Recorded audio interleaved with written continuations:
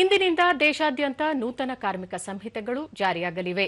ಅದಕ್ಕಾಗಿ ಭಾರತ ಸಕಲ ರೀತಿಯಲ್ಲಿ ಸಜ್ಜಾಗಿದೆ.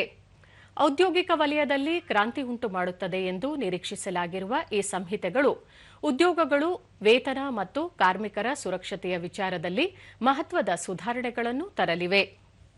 ಈ ಹಿಂದೆ ಜಾರಿಯಲ್ಲಿದ್ದ 29 ಕಾನೂನುಗಳನ್ನು ತಿದ್ದುಪಡಿ ಮಾಡಿ ಆಧುನಿಕ ಕಾಲದ ಉದ್ದಿಮೆಗಳಿಗೆ ಹಾಗೂ ಔದ್ಯೋಗಿಕ ವಲಯದ ಅಗತ್ಯತೆಗಳಿಗೆ ತಕ್ಕಂತೆ ಬದಲಾವಣೆ ಮಾಡಿ 4 ಕಾರ್ಮಿಕ ಸಂಹಿತೆಗಳನ್ನಾಗಿ ಮಾಡಲಾಗಿದೆ.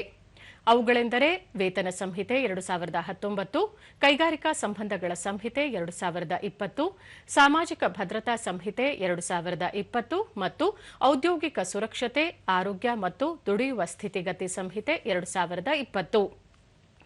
ಈ 4 ಸಂಹಿತೆಗಳಡಿ ವೇತನ ಹೆಚ್ಚಳ, ಸಕಾಲಕ್ಕೆ ವೇತನ ಪಾವತಿ, ಗರಿಷ್ಠ ದುಡಿಯುವ ಸಮಯದ ಮಿತಿ, ಗಿಗ್ ಕಾರ್ಮಿಕರು ಸೇರಿದಂತೆ ಎಲ್ಲ ಅಸಂಘಟಿತ ವಲಯದ ಕಾರ್ಮಿಕರಿಗೆ ಸಾಮಾಜಿಕ ಭದ್ರತೆ ಒದಗಿಸುವುದು, ಮಹಿಳೆಯರಿಗೆ ರಾತ್ರಿ ಪಾಳಿಯಲ್ಲೂ ಸುರಕ್ಷತಾ ಕ್ರಮಗಳೊಂದಿಗೆ ಕಾರ್ಯನಿರ್ವಹಿಸಲು ಅವಕಾಶ ಮಾಡಿಕೊಡುವುದು ಸೇರಿದಂತೆ ಹಲವು ಸುಧಾರಣಾ ಕ್ರಮಗಳನ್ನು ಇವು ಒಳಗೊಂಡಿವೆ.